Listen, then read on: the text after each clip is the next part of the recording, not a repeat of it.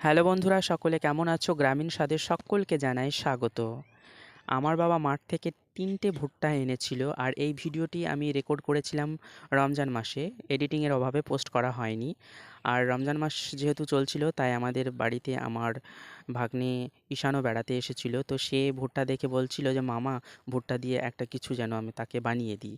তো ভুট্টা দিয়ে তো বিভিন্ন ধরনের রেসিপি করা যায়, তো বেশি ঝামেলায় না গিয়ে আমি আজকে করতে চলেছি ভুট্টা ভুনা বা ভুট্টা পোড়া। রাস্তায় যেভাবে ভুট্টা বিক্রি হয় ঠিক সেই স্টাইলেই আমি করব। তো প্রথমেই আমি একটা গ্যাসের চুলা জ্বালিয়ে নিয়েছি। তো তোমরা এখানে মাটির উনুনে বা চুলাতে করলে ভুট্টার স্বাদটা বেশি হয় আর কি। তো আমার যেহেতু তাড়া ছিল, তাই আমি গ্যাসের চুলাটাই জ্বালিয়ে নিয়েছি। গ্যাসের চুলোতে করলে তাড়াতাড়ি হয়ে যায়, কিন্তু টেস্ট তুলনামূলকভাবে কম হয়।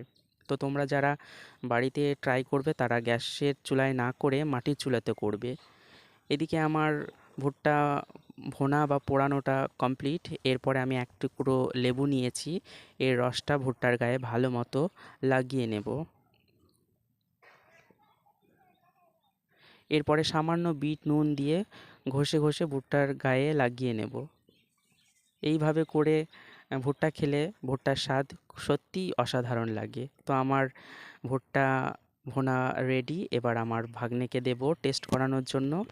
যদি ভিডিওটি ভালো লেগে থাকে তাহলে প্লিজ চ্যানেলটিকে ফলো অথবা সাবস্ক্রাইব করে দিও, আর পাশে থেকো। তো সকলে ভালো থেকো, সুস্থ থেকো। দেখা হবে নতুন কোনো ভিডিওতে। Tata, bye bye.